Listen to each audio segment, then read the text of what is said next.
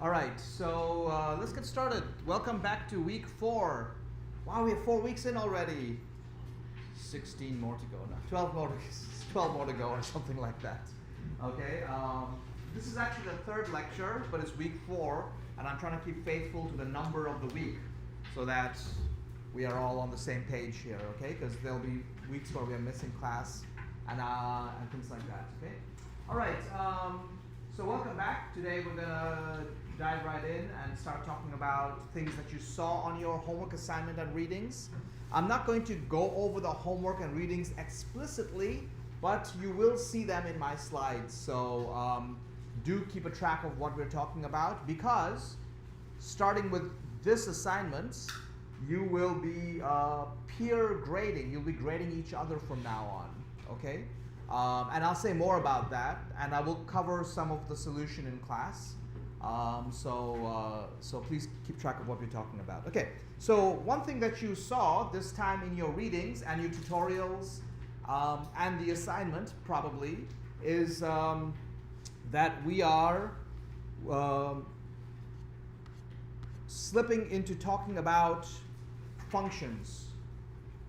So if you saw my readings, you'll see within the code of the readings, I'm defining some functions and reusing those functions. I think in your tutorials, they also talked about functions, and they asked you to make some functions, right?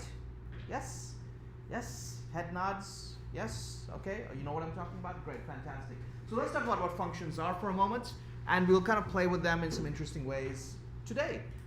To begin with, the reason I want to talk about functions is because they actually are a mathematical construct, and they define how certain inputs are related to certain outputs, okay? So for example, you've seen math functions like just this, which tells you that if you give me x as an input, this function will somehow transform it and it'll produce y. So f is then the relationship between x and y, right? So that's a similar idea going on with functions in R. So let's play with some of them and see what's going on, okay? So I'm going to, no such file or directory. What's going on? Hold on a second. I have to restart RStudio, and hopefully it'll work. For class. All right.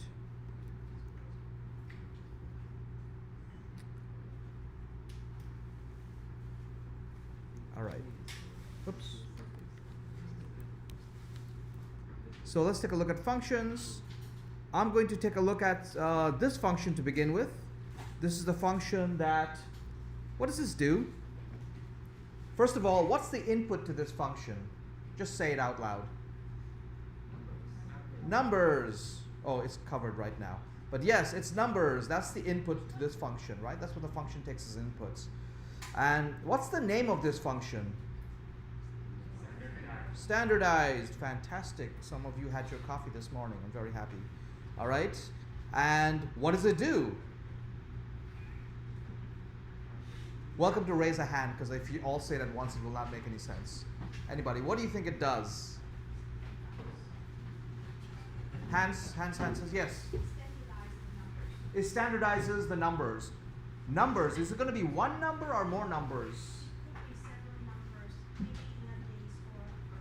Right, okay. So let's use the lingo of R. It could be in a vector, right? It could be multiple numbers in a vector. We're still calling them vectors. What's going on with this? Why don't we just call them arrays like other languages? Why can't we be normal? Okay. Again, something we'll talk about in a future week. So it is standardizing the numbers that you're giving me. So you give me the numbers, I'm subtracting the mean of those numbers from the numbers, and then I'm dividing all that by the standard deviation of the numbers, all right?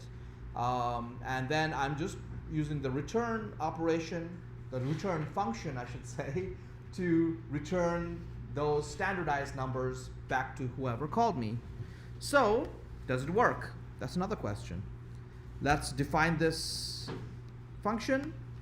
Now, I'm going to start by creating the input that I want to use, which is going to be this variable first 10. What is first 10? What's in it? Let's have a look. Oh, no surprise. It's the sequence of numbers 1 through 10. Okay?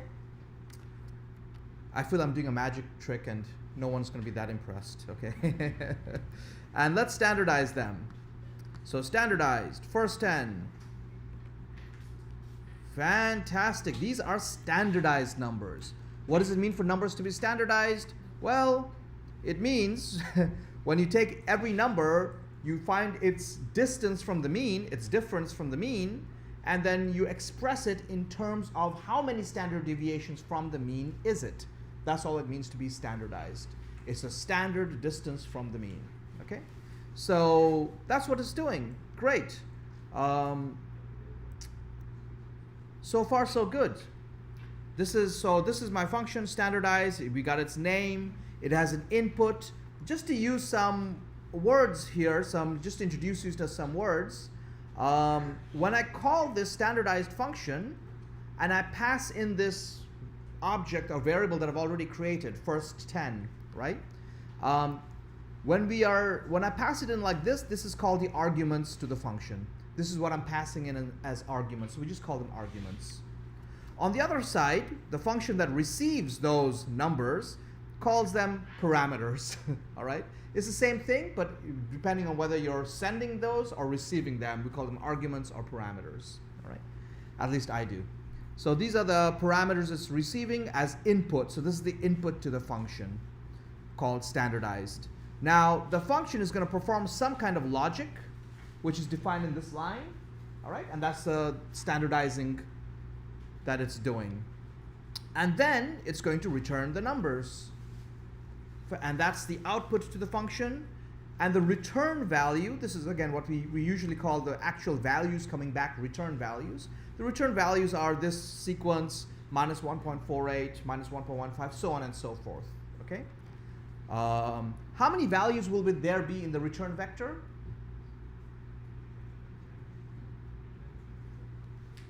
Say it louder. 10? Yes, there'll be 10. The same as the input in this case. Not always, but in this case. All right, great, fantastic. Any questions on how to define a function or how to call a function? How to pass arguments to the function? How to use those parameters within the function? I think your tutorials covered them and introduced you to these ideas, right? Okay, time to ask a trick question then. Or maybe it's not a trick. Maybe it's actually real. Take a close look at this expression within the function. Actually, I pointed out in the function itself. Take a close look at this. What is it doing? It's taking numbers, subtracting its mean, blah, blah, blah. It's doing some calculation here. And then where is it putting the calculation? It's putting it right back in numbers. And then I'm returning numbers. Question to you. Since I am changing this parameter numbers, will it also change first 10?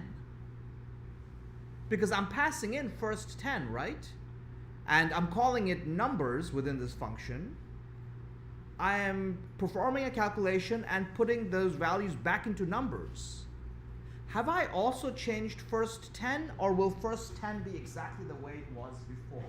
Think about it for a few seconds. I said a few seconds. Don't jump the gun here. All right. Okay. Let's take a vote. How many of you feel, nah, there's no way it's going to change first 10? Raise your hands. Be proud. Okay, fantastic. How many of you feel, this will probably change the value of first 10? Is that a hand? No, you're putting a sweater in. Why do you have to pick the moment I ask a question? How many of you feel it will change first 10? No? One vote? One vote? Anybody else? We have one person. Can't be totally crazy. Is that a hand? Yes, we have two. This is an auction. Anybody else? Anybody not sure? Like, it really could be either way. Anybody really not sure? Oh, you're all pretty confident. Oh, is that a not sure? Yes? Okay, two not sure. It's fantastic. Only one way to find out. Let's ask, what is first 10? Dun dun dun. It didn't get changed. The majority wins this time. All right, it didn't get changed. Well, what's going on here? Why did it not get changed? Anybody want to give me a quick explanation? Yes, please. Maybe because the number is the local parameter in the function, so it recognizes it only in its functions. It's only a local parameter, so it's only recognized within the function. Well, how did the numbers in first 10 end up in numbers? How do the values in first 10 end up in numbers then? Anybody?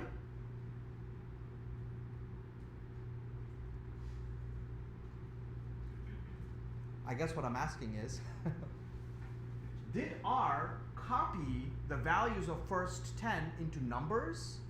Or is it really looking at first 10 in the memory of the computer? How many of you think it made a copy and called it numbers? How many of you think it's really looking at the original first 10 object? All right, we got one person over there. Fantastic. How could we possibly find out, right? The reason I'm asking this question is for a performance reason. In this case, numbers is just 10 values. What if numbers was like 1 gigabyte of data? Would it copy 1 gigabyte of data from one place in memory to another place in memory and give it a different name? That would be kind of slow. That would be kind of inefficient, right?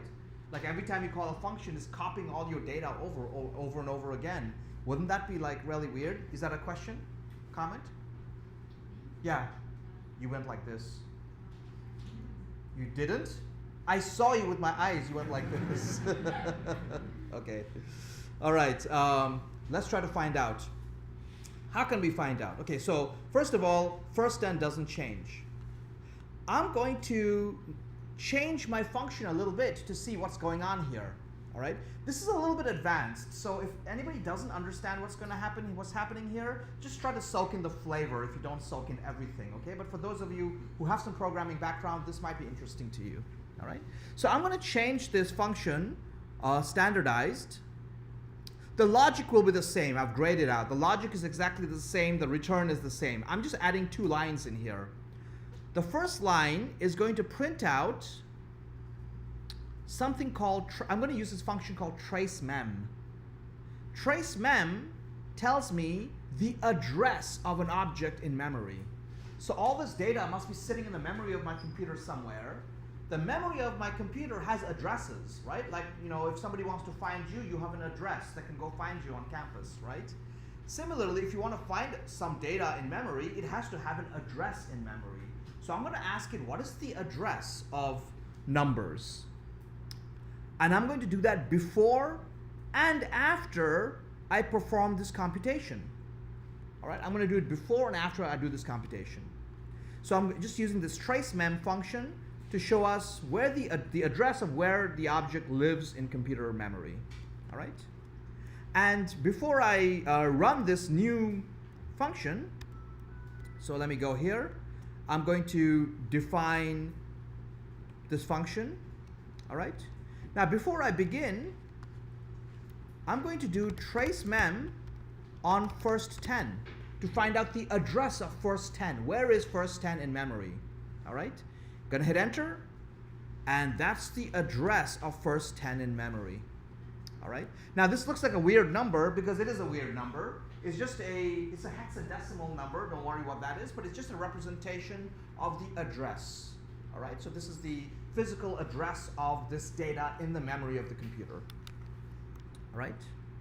And now what I'm going to do is I'm going to run this standardized mem function, and it's going to tell me the address of numbers before and after the operation.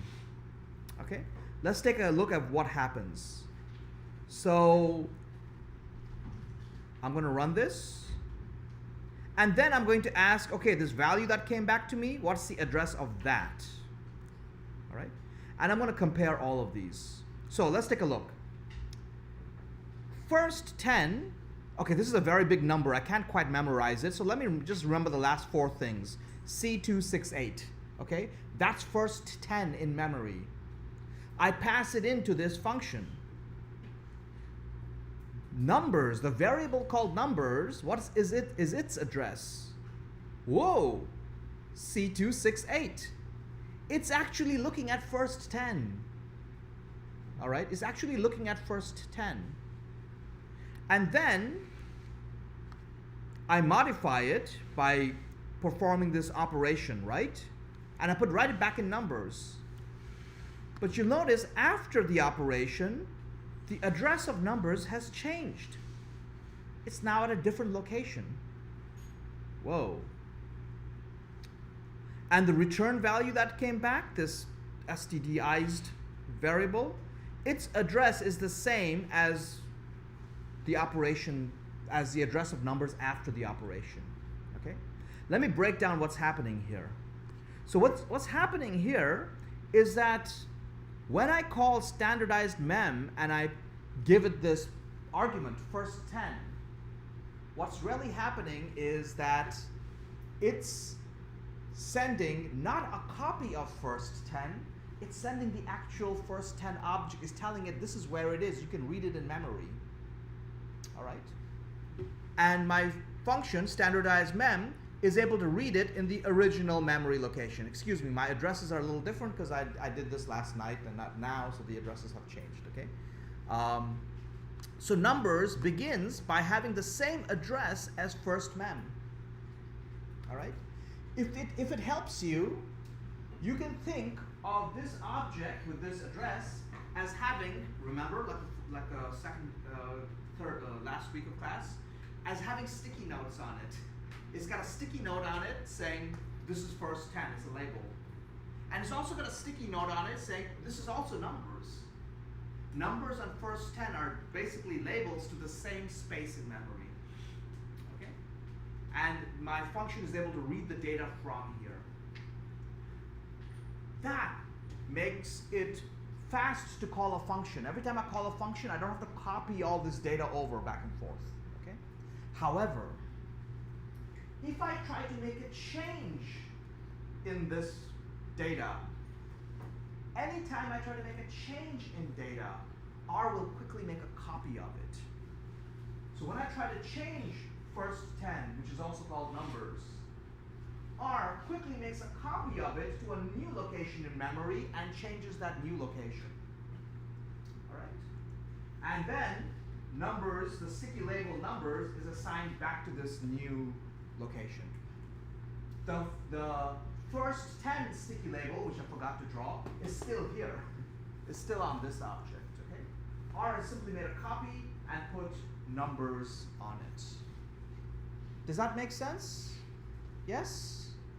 So, for those of you with a computer science background, R does what we call pass by reference. It doesn't actually send a copy of first 10, it sends the address of first 10 to the function. Okay? This is called pass by reference. But it does something very unusual that very few other languages do. It does something called copy on change.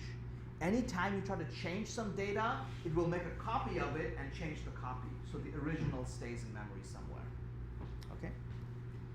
And I can show this to you at an even more local form. So let's take, so remember first 10, okay? Let's do a trace mem on first 10. On this computer, it's C268 today. Let me try to change a value in first 10. Let me change the first number to what? 11. Okay? Trace mem is telling me that it's making copies of this. It's made a copy of this object to another location, and then it's modifying that new location. So if I ask trace mem now, again, where's first 10? You notice its address has changed from its original one. I've only, let's take a look at the value of first 10. The first number is 11. So when I did this thing right here, change the first number of first 10, R actually makes an entire copy of this object over and changes it. All right? So essentially, by default, R refuses to change data that's in the memory of your computer. If it has to make a change, we call a change mutation. If it has to make a mutation, it makes a brand new copy of it and changes the copy. Why? Why does it do this? Any reason for doing this that you can think of? Anybody? Anybody want to take a guess? Yes, please. Yeah, okay, so you can recall the original data. That's right. So if there's any need to compare the result to the original, you have not changed the original. Okay? When is that important? It's not going to be obvious right now, because right now we think very linearly, like we're doing this, this, and this. I don't need to jump back here and check something in the past. I'll maybe demonstrate later in the semester. This becomes very helpful when you're trying to do analysis in parallel. Like you're trying to do multiple form computations at the same time on maybe like your CPU, the chip in your computer doing all the math. It can actually do multiple operations side by side at the same time. And when you're doing operations in parallel, side by side, it's helpful not to change the original data because you don't know who's still using it, all right? So we'll come to that later, much, much later in the semester. But just a glimpse of how R works. And the reason I'm showing it to you is, in your analytics, you might be writing a lot of code and you may be realizing after a while, hey, my code is super slow, what's going on? And one of the reasons it might be slow is because the way you have written it, R is forced to make many, many, many copies of data over and over again to do the analytics that you're performing. Okay? It's one reason why sometimes code can be very slow in R, because it's making many, many copies of it. All right? There are ways to tell it, stop doing that, I don't need those copies, just change the original data. We'll talk about that later this semester. But just to give you an idea of why R can sometimes be a very slow language, because it's a very careful language. It doesn't actually change any data. It makes copies every single time. Everyone okay with this? You're okay with this? Yes? Any questions about this? Anyone angry about this? Did I ruin your day? Okay. All right. No religious computational people here. Fantastic. So that's something I wanted to tell you about functions and also about objects, how they're passed, variables, how they're passed to functions, how they're changed, how they're copied, stuff like that. So you have a very low-level understanding of R. And I'll tell you something interesting. It's possible to find people who've been using R for like a decade or longer, and they don't know this. All right, and they just think, oh, R is a slow language. I don't know why. All right, but you know why. So hey, you're getting your tuition's worth already. Okay, fantastic. So is there any function about the garbage collection? Oh, okay. So the question is there any function to force garbage collection, which means I'm not using some data. Can I get rid of it and free up my memory? Let me come back to that in a later week. Okay, let me come back to that in a later week. For now, just imagine there's copies of stuff sitting all over the place, okay? All right, great. Okay, moving on. Let's talk about loops. In your swirl tutorials, did you learn how to write for loops? Just move your head like this if you did. Yes? Yes, yes, I see one person, is that a yes? Yes? Yes. You learned for loops in your swirl tutorial. Come on, this is not a huge question. No? No. No. So maybe you just knew it already. From your lecture. From my lecture? Huh. So this I don't remember that. Did you learn this week how to use lapply, sapply, the apply functions? Did you learn that? Yes. Okay, okay. So you learned how to use sapply, lapply, but you didn't learn how to do for loops. Is that correct? Okay. How many of you knew how to write for loops from another language already? Little show of hands. How many of you knew for loops? Okay, a lot of you. Most of you. That means most of you have been using this thing called for loops in other languages. Let me take a look at that. Take a look at it, because Swirl does not cover it, apparently. You don't need to use for loops in this class, so don't worry. You don't have to memorize what I'm teaching you. You need to just understand what they are, okay, and why they're different. So let's take an example. I'm going to moving on. So done with functions, moving on to loops and iterations and vectors, okay? So I'm going to create this random normal data with 500,000 data points, okay? So norm data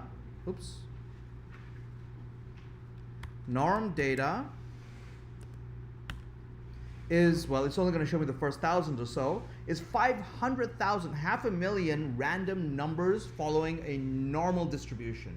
Are you with me? All right. I'm going to write a for loop that does something with it. Let's take a look at what the for loop looks like.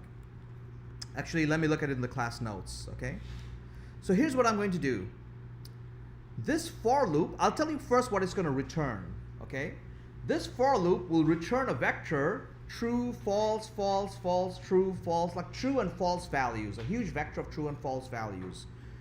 Looking at the code, can someone tell me very quickly what the true and the false means?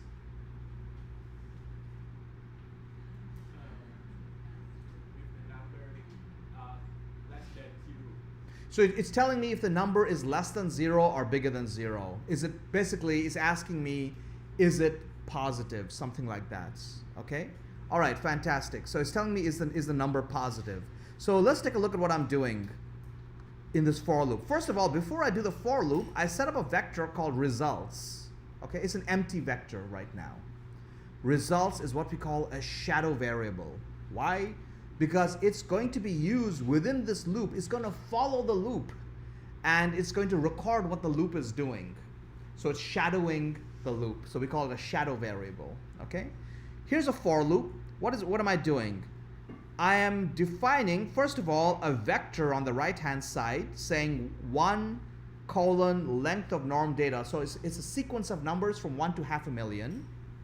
And then I'm defining a new variable called I, which is called an index variable. I'm calling it I for index.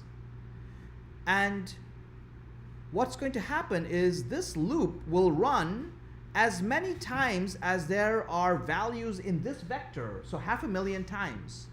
And each time, the variable I will get one value from this vector. So the first time this vector runs, the value of I will be 1, okay? And it's going to run this logic, this code right here, which I'm calling the logic of the loop. Then it's going to run the loop again, and this time I will become 2, the next number in the sequence. Okay? And so on and so forth until I is 500,000. So it's going to run this loop 500,000 times, and each time I is going to take a number from 1 to 500,000. Are you with me so far? Okay? What am I doing? What's the logic of the loop? I'm looking at this norm data that I defined up here. I'm looking at that norm data, and I'm looking at the ith. I'm looking at the value at the I position.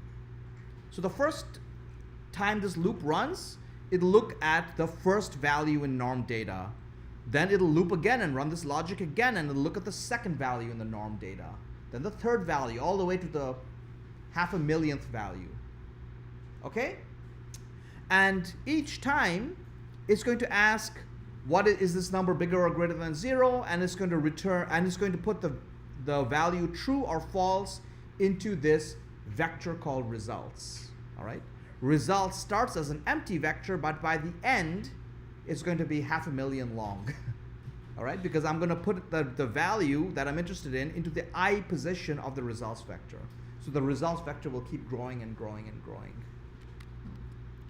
All right. All right. Let's run this. So results is this empty vector. And let's run this loop now. Wow, it finished quickly. It's done. Well, it's a computer. It's not supposed to be slow, right? And does results have all the values I want?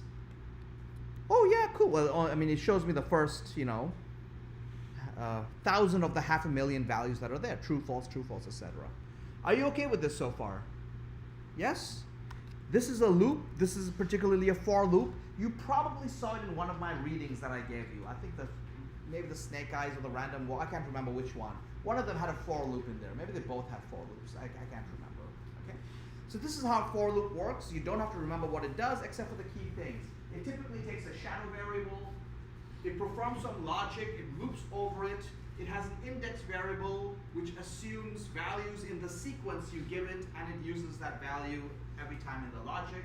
And usually, not always, but usually it's building up this shadow variable. It's putting the results into the shadow variable so that you have your results at the end. Okay? All right. Now, why did Swirl not introduce for loops to you? It's such a basic thing to be able to do. It's a for loop.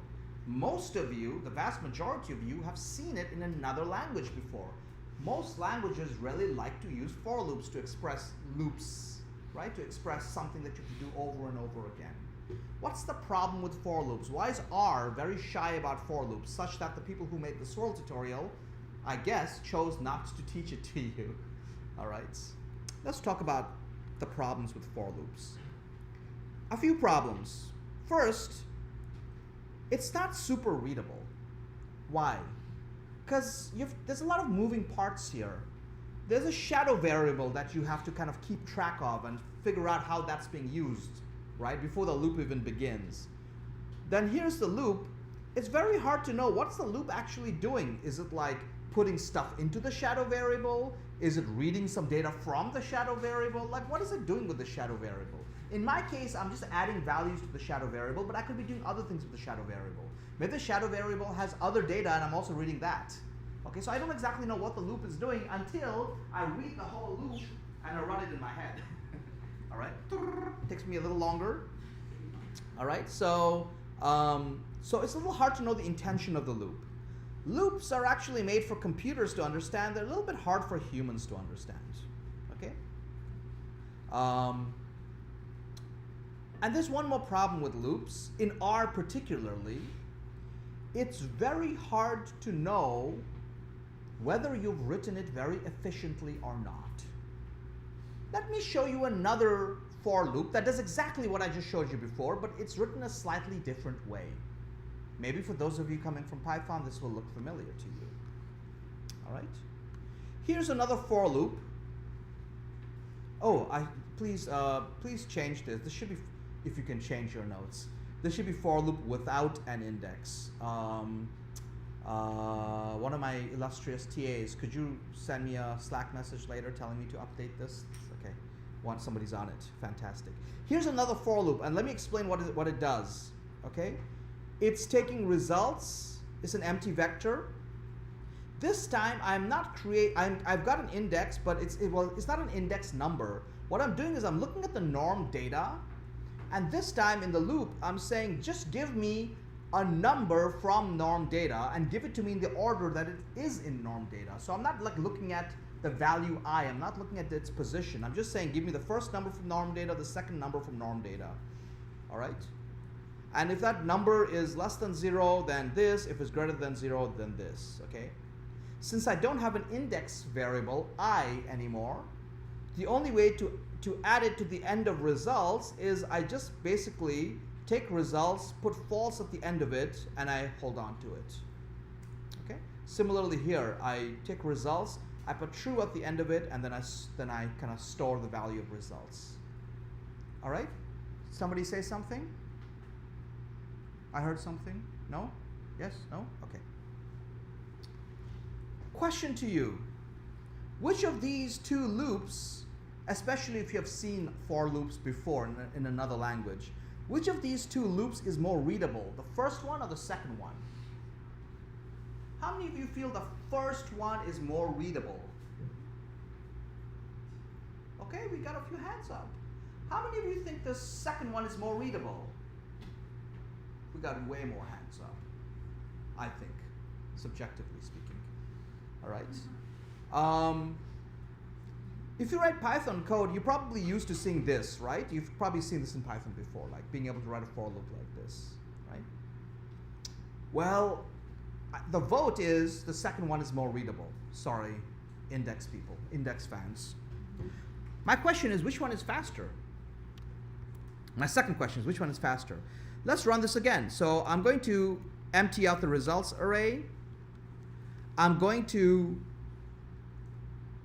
run the first loop. Oh, that was fast. I couldn't even time it. Like I was going to get my stopwatch and I just didn't have, like bang, that was a split second. That was super quick. Let's look at the second loop and see how fast it runs. So I'm going to make an empty results array. And then I'm going to run it, the readable loop. It's still not finished. It's still running and running and running and running. What's going on? In fact, I'm getting a little tired of it. Let me stop it and ask it, how many results have you calculated so far? Oh, it's at 87,000 out of 500,000. This loop is not going to finish anytime soon. It could take maybe a minute or 2 or 3 to keep running. It's the same loop, just written slightly differently. What's going on? Anybody have a guess why this is so? The second one is so slow? Yes. Because it just copy and paste and do like the append in Python. Okay. And the first one just use I get some value and I just assign. But I think that if the first one it just open maybe that of the list of results and just assign it will be faster. So it's possible that the first, so the guess here, and that's a very good guess, that maybe in doing this, which is by the way you have to do it, I Googled this like crazy, there's no other way to do this. There's an append function, it does this, okay? It does exactly this. This is basically copying results, it's basically creating a new vector, making a copy of it from results and adding false to the end. So as this results vector is growing, it's taking more and more time, I guess, because even when it's very long, it's having to make another copy of it and add false to it or true to it. So every time he's having to make a new copy of results, which is very slow. But I would guess this also has to make a copy, because I showed you earlier, didn't I? That when you change like a value, a single value in a vector, it should make a copy. I'll tell you my honest answer. I don't exactly know why one is super fast and one is super slow. I have some guesses, the same guess as yours, that maybe this is making a copy, maybe that's not making a copy, something like this.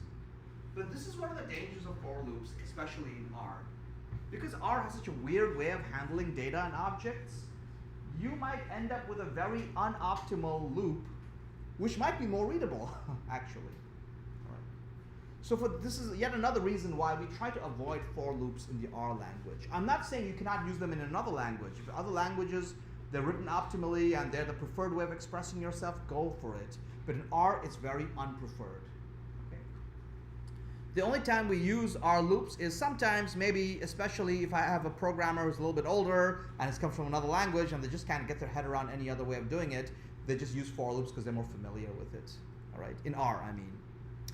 Sometimes you really need the index of operations. You need that value I for some reason. I don't know what that reason is, but you need it for some reason. I know why, but you know, there's places that you have to use a for loop when you really need an index.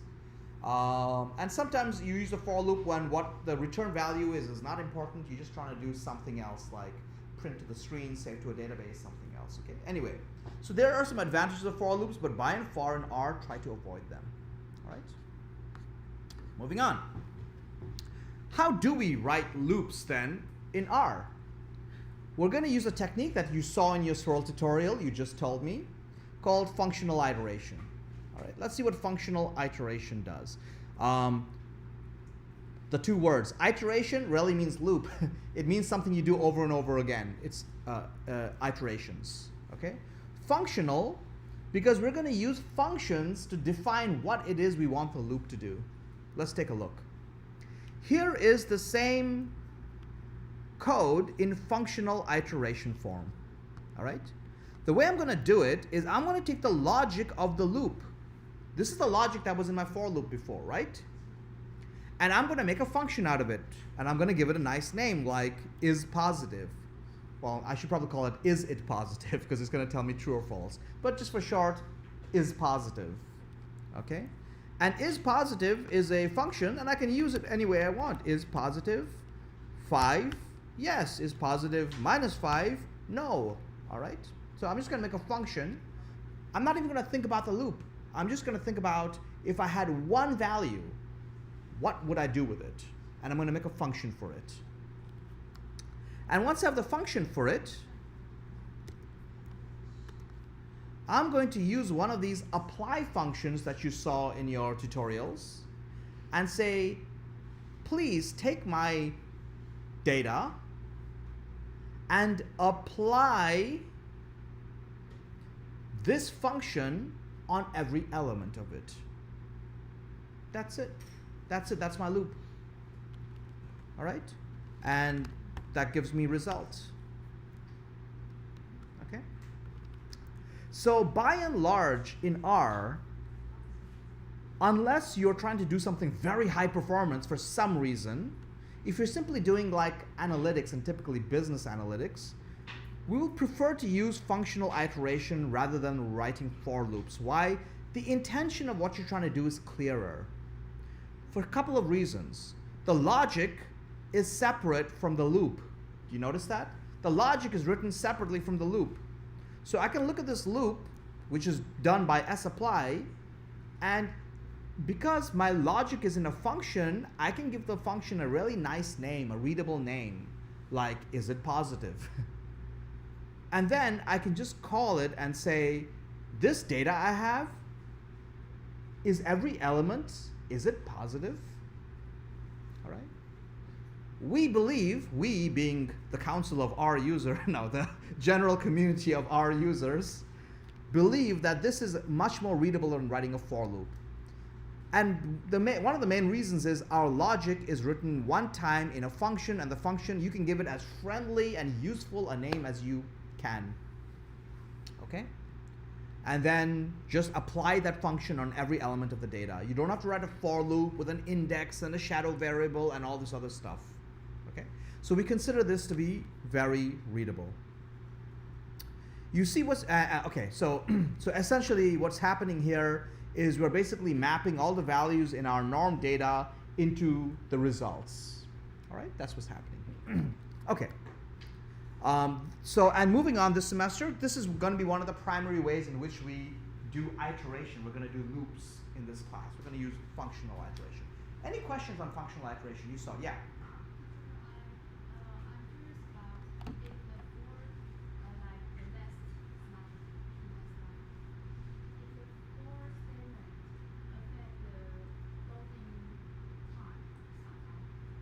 If the for statement affects the loading time.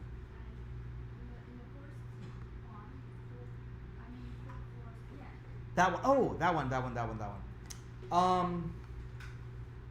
That's a very good question.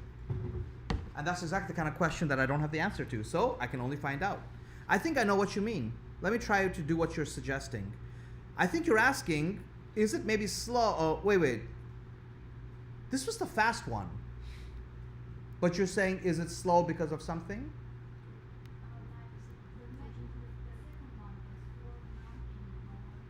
Oh, you're asking if this is making it slower.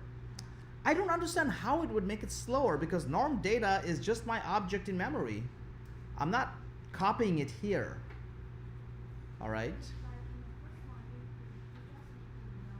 The index value, right? That's a good question. I don't have an answer, but let's try something. So let me do this. Let me do a trace mem on norm data. My answer to you is I really don't know, so I have to try it out. Okay. So that's the address of norm data. Let me run this for loop. I don't think it's changing norm data because otherwise trace mem would be telling me that it's changing. By the way, tracemem does that for you. It not only tells you the address, if it changes, it should tell you the address. Okay, let's find out.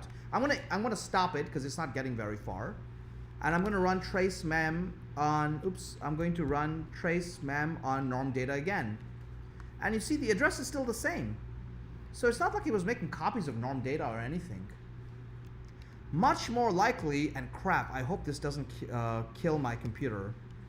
Let me do a trace results on trace, what is it? Trace mem on results. Let me just make this like that. It needs some data in it to trace it first. Otherwise it's null, it has no data. So let me trace it. And then let me run this loop. This could kill my computer. I'm doing this for you guys. All right? Sorry, computer. They pay me more than you, okay? Oh, no, sorry, I'm running the wrong thing. Whew. This is the one I want to run.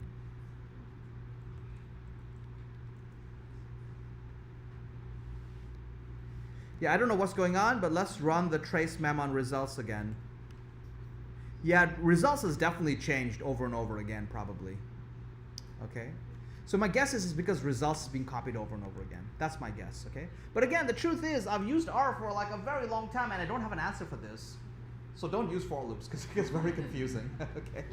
Like even I have no real idea. Okay. Functional iteration. So functional iteration, do you understand it?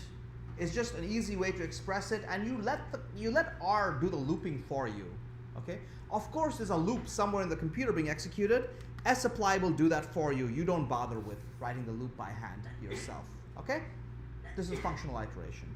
Bless you. All right. Oh, by the way, notice something very interesting about functional iteration. I am passing is positive as if it's a variable to this sapply function, right? Like norm data is a variable. Is positive is not a well, it is a variable, but it's not data. It's code. In R, you can pass functions code as if it was data. Just pass it by its name. That's it. All right. And whoever gets it can use it if they know that it's a function, right? They can use it. So this is one of the ways in which R is sometimes called a functional programming language. It treats functions like data. You can pass it along to anybody who wants it. All right.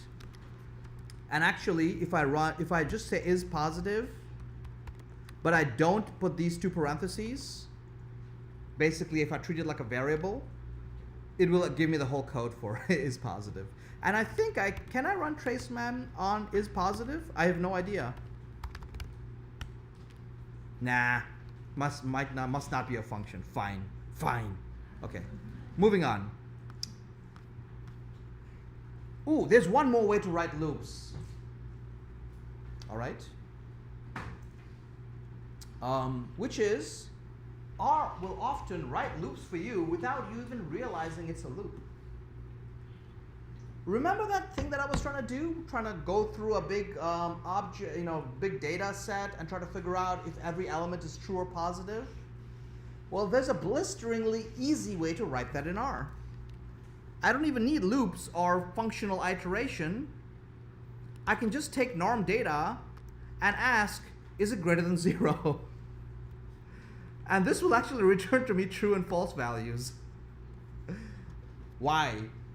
Because R recognizes that you're trying to compare a number to another number, but what you're giving it is not a number, it's a vector.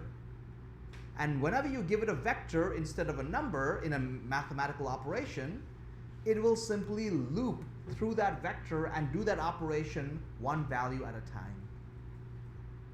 All that stuff I was trying to do with for loops and functional iteration, I can just do it with that one line. Norm data greater than 0. It returns to me a vector of 500,000 true and false values. Wow. Okay? So 3 ways to write, at least 3 ways to write loops in R. For loops, which you shouldn't use unless you absolutely have to. Functional iteration, which is one of the most common ways to do it. But quite often, you don't even need functional iteration. You can just write your mathematical expression as if you're doing it on a single number, but give it a whole vector instead, and it will do it number by number on the whole vector for you. Wow. Say it with me. Wow. Wow. Wow. Okay, good. I'm so glad you guys are amazed. All right. Also, let me delete that one. There are many functions which can take vectors which are vectorized. Let me put it like that. There's many functions which are vectorized. For example, this function if-else. It's a short way of writing an if-else statement. You can write it in just one line. You can say if-else 5 greater than 0. What's the form of it? Positive or else negative. This is a handy, This is a handy little function called if-else, where it'll check if a condition is true or false. If it's true, it'll run the second thing you give it. If it's false, it'll run the third thing you give it. All right? So if I say if-else 5 greater than 0, positive or negative, it'll say positive. If I do it on -5, it'll say negative. What if I give it norm data? Bang! It'll give me positive or negative for each and every one of them. Okay?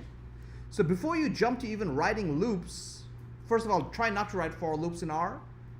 But before you even write functional iteration, see if what you're trying to do has a vectorized form. R is not only a functional language, it's also one of the very few languages that are vectorized. Meaning, when it sees a vector, what you might call an array in another language, when it sees a vector, it tries to loop through it by default. Because it knows that's something you might be wanting to do. Okay? Whew, cool stuff. And the reason that R is vectorized is because it is, at the end of the day, trying to represent mathematical operations. And the way we write math is typically vectorized. When we say that, when we take data like X, which can be like a whole column of data, we can represent the difference of X from its mean by X minus X mean, right? And X doesn't have to be one number. In fact, it cannot be one number because you cannot have the mean of a single number, right? X must be like a whole column of data. So we write it in R almost exactly the same way as we write it in math. We just say X minus the mean of X, right? And this is in vectorized form. If X has a whole bunch of numbers, each number will have from it subtracted the mean of all those numbers, all right? And because R wants to kind of like look like your math or your statistics, it's expressed in vectorized form like this, just as math is. Okay? Sweet. Yeah, and then you can write like whole more complicated mathematical operations. This is the mathematical operation to do what again? Somebody. Standardization. Is it standardization? Nope. If this, no, it's not standardization. Say it again. Variance. This is the formula for variance. Okay. Don't worry, we haven't talked much about variance. You only met variance yesterday, last week. All right, but you know you can write it in vectorized form, and for the most part, it looks like the math, right? Like the sum of X minus the mean of X raised to the power 2 divided by the length, n being the length of X minus 1. I mean, it just looks like the math. All right, so this is why we write R. Well, this is why R looks like the way it does. Okay, are we happy? All right. You don't look like happy people, but I'll believe you're happy. Okay, cool. And I'll just wrap up what I'm saying about looping and vectorization by saying the following, by asking one more question. Which of these is fastest? For loops, apply, you saw there's many apply functions, S apply, L apply, T apply, I don't know, there's a bunch of them, okay? That's the only thing I don't like about R. There's just too many apply functions. Like, just give me one. Okay. And vectorized coding. Or I should call this vectorized iteration. Little nod to my TAs. Remind me to correct that. Okay? Fantastic. All right. Which one of these is fastest? Who thinks for loops will always be the fastest? What? I shook your faith in for loops so quickly? Come on. Let's try this again. Who thinks for loops will be the fastest usually? Okay, who thinks for loops will be the fastest if you write it correctly? One person, two people. All right, you should start a club together after this class, like the for club. How many of you think, what was the second one? Functional iteration will be the fastest. Is that a hand? Okay, there was a hesitation there. Oh, that's a hand too. Two people, another club. Three people, ooh, a bigger club. Almost a society. How many of you think vectorized code will be the fastest? Did you guys cheat and look at my notes already? Let's see which is the fastest. Well, first of all, with for loops, as you saw, it can be fast, it can be super slow. Like, you really don't know what you're going to get until you run it. It's one of the problems with for loops, okay? But let's assume that we've written it the more optimal way, and I think this is the more optimal way to write it, okay? Let's benchmark the performance. By benchmark, I mean let's compare and by performance, I mean speed in this case, the speed of these things, okay?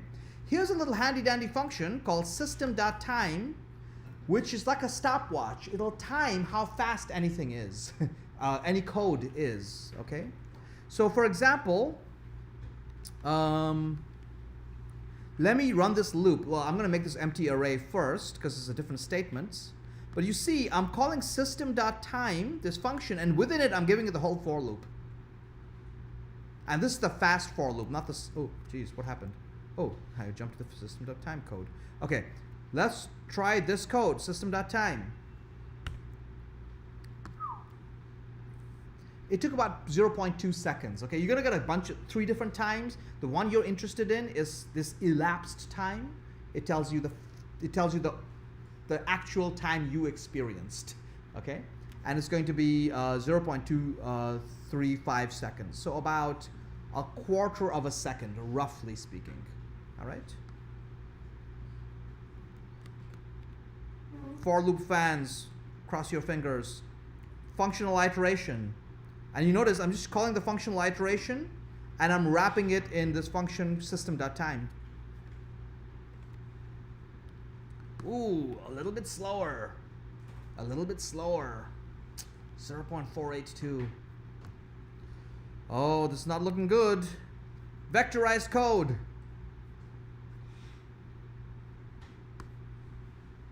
The suspense builds. This is where we would go for commercial break if this was a TV show. Like, like no, God damn it! All right, let's see what it looks like. Whoa, whoa. Yeah, vectorized code, if it's available to you for whatever you're trying to do, is insanely fast. Okay, why? Because R knows exactly what to do to make it super fast. Like, it knows what you want, and it's like going to do it as absolutely optimally as possible. Okay, functional iteration, not as fast as a well-written for loop, honestly. But I will say this: functional iteration can be maybe, like, as you can see, you know, maybe twice as slow than a very well-written for loop, but only twice as slow. And oftentimes the readability of the code is more important than if it's half the speed or the full speed. Okay? So by and large, I would prefer something that's slightly slower but more readable, by and large. Now, if this was being used for, like, I don't know, if I was writing code to send a satellite into space and track it in real time, I'll just write the for loop probably. Okay? If I didn't have vectorized code. But if I'm doing business analytics, I'm just trying to analyze data and try to make some sense out of it, I'd rather go with functional iteration. It can be a little bit slower than an optimally written for loop, but a lot faster than a poorly written for loop. And it's very hard to know if a for loop is optimally written or poorly written in R. All right? But wherever possible, vectorized code is blisteringly fast and incredibly readable. It's just this. It's like a mathematical statement. Okay? So wherever possible, try to find the vectorized form. If you can't, go with functional iteration. Are we happy? Come on, people. I'm trying to do what I can. Yeah, we're happy. Woo! Should bring some champagne. Poop. Okay, cool. All right. So that's what I wanted to tell you about functions and loops. So I think you have actually a pretty in-depth understanding now of how R does functions, how it does loops, when and how it copies data on mutation and stuff like this. Okay. Again, you'll be surprised. You can run into people who've been doing R programming for years and they don't know this stuff. Okay. Because it's not like the stuff that's in textbooks easily. Because why? I have no idea why. All right. Okay. Okay, that's all I wanted to say about for loops. Moving on to something else. All right. What do I want to move on to? Oh, let's use everything we've learned to do the homework assignment. Shall we do that? Z homework assignment. I know that's why you guys came to class, just to see the homework assignment. So I don't want to let you down. So remember this assignment where you had to like synthetically simulate 3 different distributions, check the mean and the median. Remember this one? You all did it. All right. I'm going to make my life easy. Since I'm going to do it 3 times, I'm going to make my life easy and I'm going to write a function. This is my function, which does it 1 time everything I need. You give me a distribution and the title of the plot. I will plot that the density of that distribution, and I will draw the mean and the median on the graph. All right. So check it out. I mean, I'm guessing many of you, I haven't looked at it yet, probably wrote the code 3 times to do the 3 distributions, but you could just write it once as a function and just reuse it. And that's the most obvious use of a function, is reusing it. All right. So in my code, I don't have the code here. I'm not going to run it. I'm not going to run it in front of you. But here's the idea. I wrote this function. It does, you give it a distribution, it'll plot it for you, and it'll plot the mean and the median for you as well. Okay? And all I did now is I synthesized the first distribution, the positively skewed distribution, and I call plot centrality, the function I wrote. I call it on that data. That's all I do. And bring, it gives me this beautiful chart. I do it on the symmetrically distributed data, right? D1 to 3 is just random normal. And I do it on, well, D1 to 3, I've now like changed the numbers of n. So like, you know, what was 500 is now 100, and you know, so on and so forth. I've just like flipped the n numbers around, created a negatively skewed distribution, and just plot it. All right? And what do I kind of sort of notice? I kind of sort of notice that the median, which is in a dashed line, always stays closer to this peak of my distribution, to the most frequent or typical values of my distribution, whereas the mean moves a little bit towards whichever direction I'm skewing towards. It moves more towards the direction I'm skewing. Okay? So by and large, the mean appears to be more sensitive to outliers. We had a great question on the discussion board, which I'll say something about the discussion board after the break, which is that if I had a very large data set, adding 1 or 2 outliers may not make a very big difference, and that is true. Okay? However, if it's not a matter of outliers, if your data is just skewed, the mean will move quickly away from the peak of your data. Okay? The mean is just very sensitive to minorities being out a little bit further away, and it rushes towards them a little bit faster. The median is much more conservative. It just kind of says, yeah, I see some more data here. I'm not going to move that fast. You don't know what's going to happen. And it just stays a little bit closer to the peak. All right. Does this mean the mean is better or the median is better? Any opinions? How many of you think the mean is always a better statistic to use? Any mean fans around here? How many of you think the median is a better statistic to use? Wow, very, very hesitant voting. Let's try this again. How many of you think the mean is a better statistic to use oftentimes? Oh, okay, now the courage comes out. How many of you think the median is better to use? Okay, almost 50-50 splits, okay? The answer is going to be, it really depends on what you're trying to do, okay? Do you want a more conservative value, or do you want a value that, gives weight to the people far away from the center from the peak of your distribution, okay? But isn't it a little curious that if you've taken stats classes before, that after the first week of class where you're told what the median is, you never see it again, like it's gone? Like we never use it in any analysis ever again, right? It's kind of weird. And I wonder why that is. In fact, you're going to tell me why that is next week.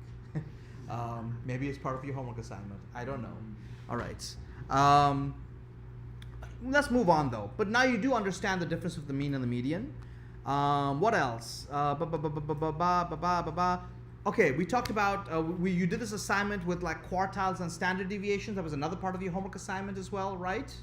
So you had to kind of calculate quartiles and distances in standard deviation for multiple different data sets, correct? Yes? Cool. So guess what I did? I wrote a function. This is my shtick usually, okay? I just wrote a function that does it for any given distribution. It plots the distribution. It draws the mean line in a dark color. It calculates the standard, it calculates the 3 standard deviations left and right of the mean, draws them on the distribution, and then it calculates the first, second, and third quartiles and returns to me the distance from the mean, of each of those quartiles expressed in terms of standard deviations. All right? And if I run this code, what am I doing here? Yes, so I've got 2 different distributions here. One is a distribution, they're both random normal, and they both have 10,000 data points. One has a mean of 0, a standard deviation of 1. The other has a mean of 35 and a much wider standard deviation of 3.5. Okay. What's interesting though, is what you should have noted probably, is that the quartile points are obviously going to be different for the two distributions. The quartiles are going to be quite a bit different. But if you express them in terms of standard deviations, the values are very, very similar for the 2 distributions. The first quartile is about 0.6 standard deviations to the left of the mean. The second quartile, also known as the median, is, well, it's about 0 standard deviations from the mean. The third quartile is about 0.6 standard deviations to the right of the mean. All right? And what's crazy is, if I take a completely different distribution, which has got the same shape at least, the quartiles are going to be different, obviously, but if I express them in terms of standard deviations, like the distance from the mean in terms of standard deviations, I'm going to get almost the same numbers, minus 0.67, about 0.00 roughly, about 0.676 or 68, right? What's going on here?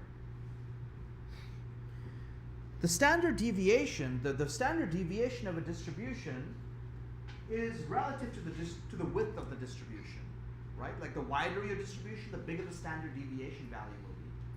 So when I pick some quartile points, find the distance from the mean, those distances will be, of course, different depending on different distributions.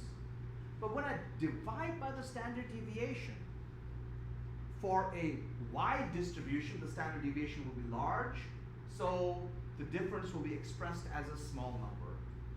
If it's a very thin distribution, the standard deviation will be very small, and the distance will be expressed, it will not be shrunk that much, right? What we're effectively doing is standardizing those distances. When you take a distance, typically from a mean, or any number in a distribution, you take any number in a distribution, and you divide it by the standard deviation, you're doing what we call standardizing it, okay? You're expressing it in terms of the width of the distribution itself, all right? So you're going to get a value that is independent of whether the distribution is narrow or if it's wide, all right? We will go back to, we will talk about standardization again next week in class, I think. So you get a first glimpse of it though, right? Like why we are interested in standard deviation. It tells you how wide the distribution is. If you divide a value by it, it kind of like shrinks that value appropriately to give you a standard number. So for a fairly normal distribution, the third quartile will always be the same number of standard deviations to the right of the mean, a very similar at least. Okay. So that was part of your homework assignment, I think. Okay. So standard deviations have a nice meaning, which is similar to the meaning of quartiles, right? Like quartiles tell you like where's 25% of the data, whereas 50% of the data, where's 75% of the data. Standard deviation tells you something similar, but in a slightly different form. So typically, when you look at your distribution, and you should all know this is called the empirical rule, if you have a symmetric bell-shaped distribution like this, why are we so obsessed with symmetric bell-shaped distributions? Anybody? Or let's call them normal distributions. Why do we keep talking about normal distributions over and over again? Anybody? Yes.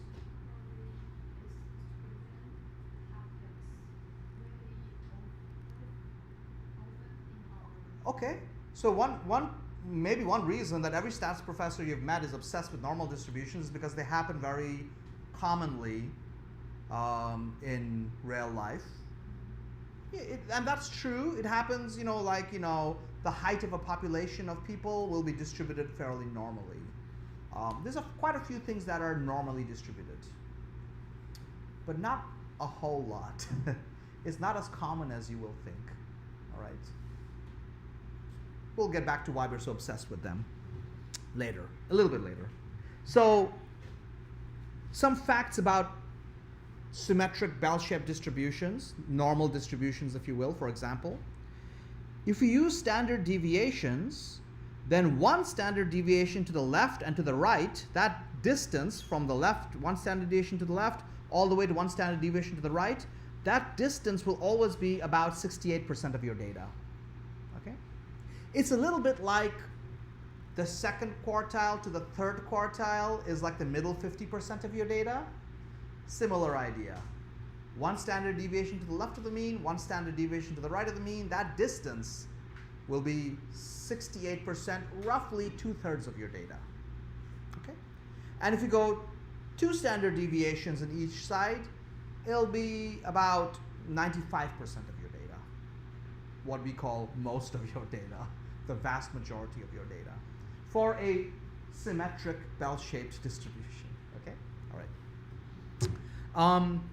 Hey, by the way, take a look at this. I'd like to know what is the value at -1 standard deviation and the value at +1 standard deviation from the mean.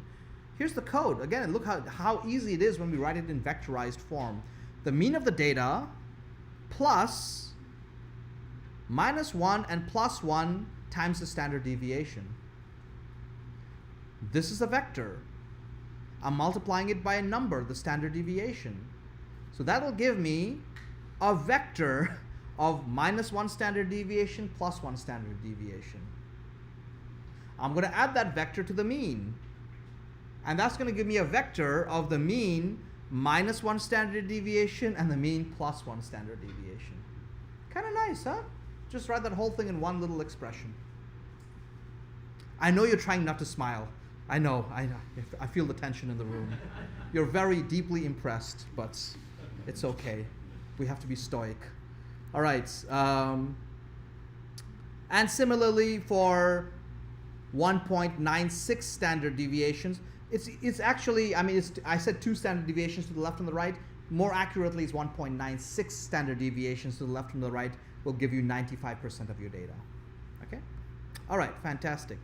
You knew this from your previous stats classes. I don't think I've blown you away with this. All right? All right, cool. Do note, however, that this empirical rule does not apply to data that is not normally distributed. Like for a distribution like this, that plus and minus 1 or 2 will not give you the middle 68% or the middle 95%. It has to be a symmetric bell-shaped distribution. All right? Okay. Moving on. I got a few more things I want to do before we take a break. Actually, I got exactly one more thing to do before we take a break. Ooh, remember this? The different rules for calculating the number of bins in a histogram. That was your assignments, right? Guess what I did? I wrote functions for each one of them, all right? So for each one of these formulas, Sturge's rule, Scott's rule, and the Friedman-Diaconis choice. Choice? So weird. Anyway, so Sturge's rule basically tries to compute the number of bins and the bin width based on the log of the size of your data. Okay? The log of your data will kind of give it a, will kind of asymptotically reach a certain number. So it uses the log of the data to try to calculate the number of bins. And Scott's rule, I love it. I wonder if Scott is the person's first name or the last name, because if this is his first name, man, that person got robbed. There's so many Scotts. But I'm guessing it's their last name, okay? So Scott's rule, it uses the standard deviation, which is a measure of dispersion, a measure of how wide your data is, to try to compute how many bins and the size of each bin. That makes sense, right? Makes more sense than the log to me. Depending on how wide your data is, which is what standard deviation tells you, like it's a measure of dispersion, I'm going to use that to calculate like how many bins to do, right? And the last one, Friedman-Diaconis, this one uses IQR instead of standard deviation. All right, that's kind of interesting. Just quickly speaking, what are the results? The results are, well, they look like this, okay? But let's kind of just qualitatively take a look at what these pictures are telling us. So on the left column is going to be normal data. On the right column will be normal data with outliers added to the right-hand side. All right? You'll notice with Sturge's formula, the number of bins, right? So hold on. So just to kind of make it absolutely clear here, with the normal data, the range of the data is about 30, it's from 5 to 35. With outliers, the range is much wider. It's almost 60. All right, so we've almost doubled the width of this distribution by adding a few outliers at the end, right? But you notice with Sturge's formula, the number of bins stays very stable at 11 for both. The width of the bins increases dramatically, right? Is that good or bad? How many of you think that's a good thing? Hey, is that a head scratch or hand? Why do people always scratch their head when I ask them a question? Okay, is it? It's like.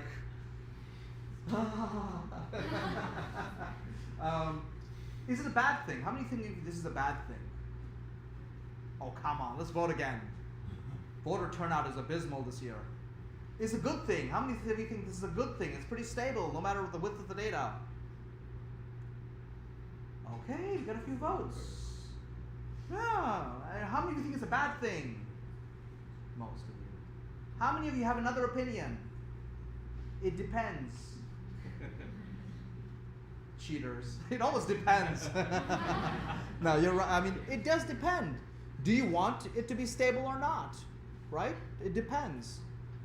If you tell me I'm really interested in dividing a sample or population or whatever into like 11 bins, then whether you have, then the width of the bin, the width of the distribution should not matter to you. If for some reason you want the number of bins to remain very stable, which there could be such reasons in your visualization, I don't know. Okay. How about Scott's rule and Diaconis, Friedman-Diaconis? In Scott's rule, the number of bins changes substantially. From 15 bins, we have 24. So for example, with Sturge's formula, you'll notice, like for example, these last 3 bins here, when I add outliers, these last 3 bins kind of just collapse into one bin, right? We kind of lose that feature. With Scott's rule, whoa, cool. These 3 bins are to be found again. You can see them again, right? It's just increased the number of bins so that it can represent the data, you know, the same amount of distribution in a similar way. Right? Let's take a look at the Friedman-Diaconis. This one is remarkable.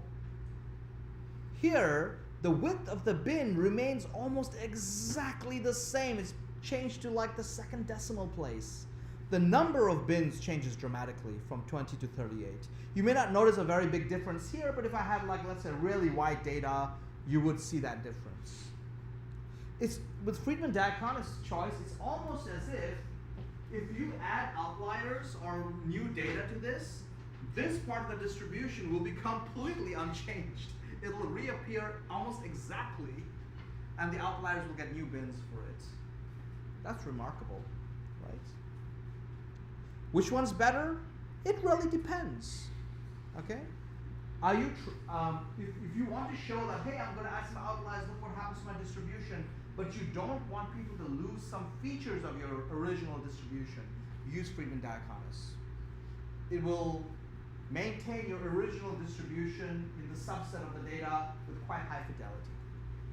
Right? If, on the other hand, you add more data and you don't want to give the same importance to the original distribution, you rather give equal importance to all the data, including the new data, maybe this is the way to go. Okay? But anyway, one thing that you saw in the reading on Stack Overflow, what was it, Stack Exchange, Stack Overflow, anybody remember? Stack Exchange, was that many people were saying, well, Sturge's is the default formula, I think, for R's histogram, but many people are saying just use the Friedman-Diaconis choice instead. If you don't know what you're doing, this might be the more sane choice. Okay. Couple of questions. Yeah, your question first. Yeah, I want to make sure that this in Sturge's formula, is that the Gaussian function or it's something else? I'm not sure. I'm really not sure. I think the purpose of Sturge's formula is more to keep a sane upper bound on the number of bins you can have. All right, it's trying to keep an upper bound on the number of bins you can have, and the log kind of does that. If the data increases in width, you kind of asymptotically approach a number of bins, the same number of bins. Okay.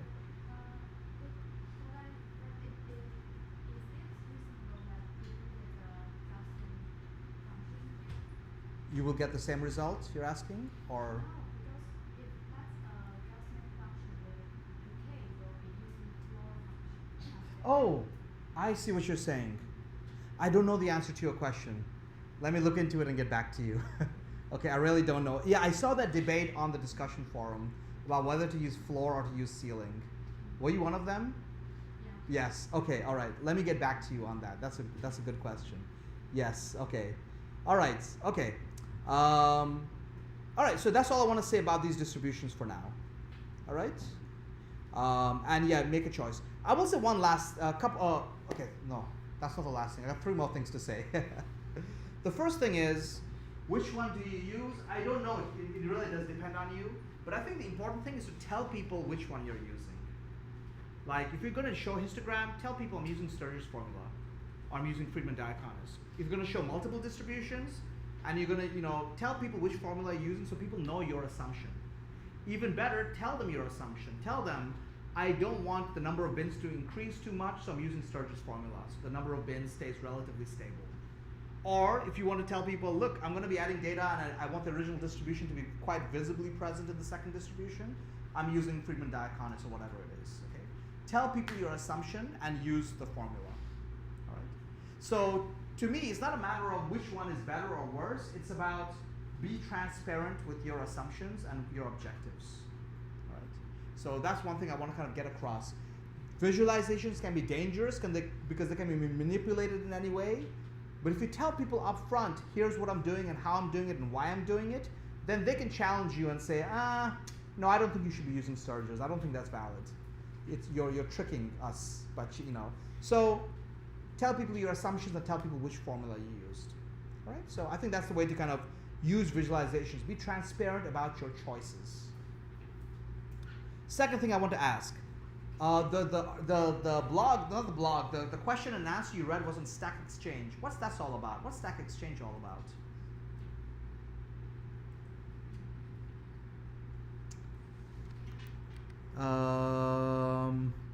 Where was the assignment? Week 1, week 3. I have to find the assignment. Where is the assignment? All right. So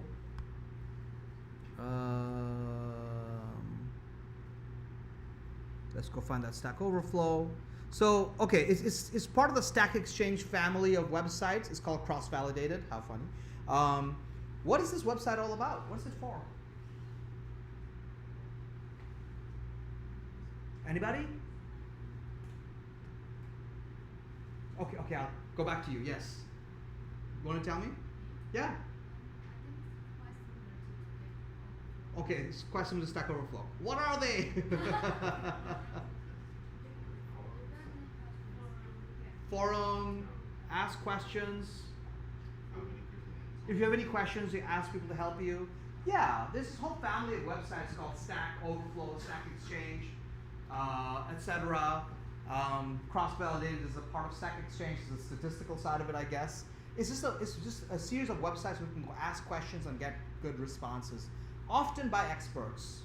Okay, so be familiar with these because a lot of the time when you're asking questions about computation or stats, you're going to find one of these websites. All right, so be familiar with these websites. If you're not, for those of you who do coding, I'm sure you're very familiar with Stack Exchange or Stack Overflow because it's like we're copy and pasting half our code from there. Okay. All right, that's one thing. Second thing, who answered this question? Iron Man. Yeah, but who answered this? Rob Heinemann. Anybody heard of this name before? Anybody heard this name before? Students who took Galit's forecasting class last semester? Does this name sound familiar? No? Do you remember using the forecast package in R? He wrote the forecast package in R. All right, so he's the guy who wrote the forecast package in R, which is, and he also wrote the code that Tableau uses for forecasting as well. So he's very well, he's probably the guru of like time series forecasting in the world. And he answered this question, which is I think amazing. Accept, what should I do? What should I do? Damn it! Okay. So that sometimes you get a rail expert.